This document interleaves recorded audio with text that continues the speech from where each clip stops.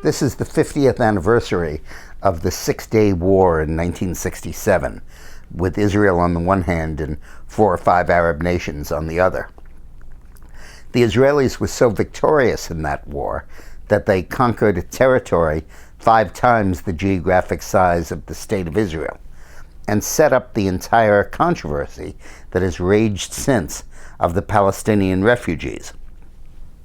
When Israel was voted to be formed by the UN in 47 and 48, a lot of Palestinians who were living in Israel fled largely to the West Bank that was under Arab control.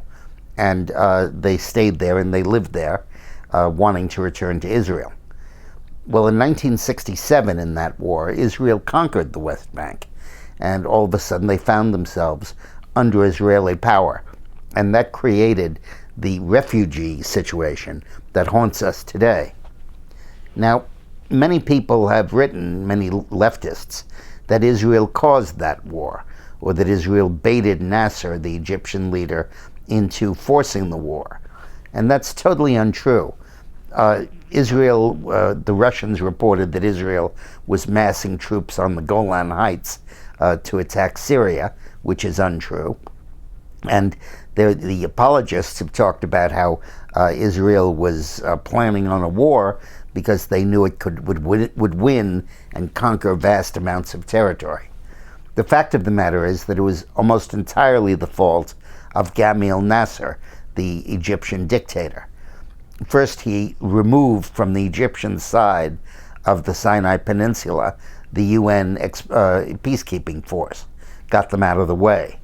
Then he occupied positions over the Gulf of Tiran, which Israel said that if that is occupied and the Straits of Tiran are closed to traffic, so you couldn't even get into the Suez Canal, that they would regard that as an act of war.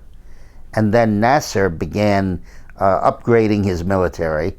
About 5 days before the war, he signed a defense agreement with Syria. 2 days before the war, he signed an agreement with Jordan and was lining up all of the Arab nations for a massive attack on Israel.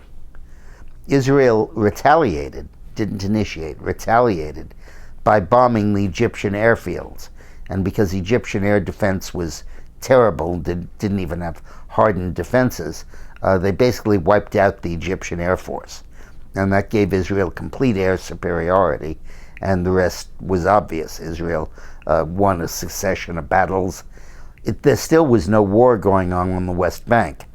Then Jordan, at the urging of Nasser, attacked Israel.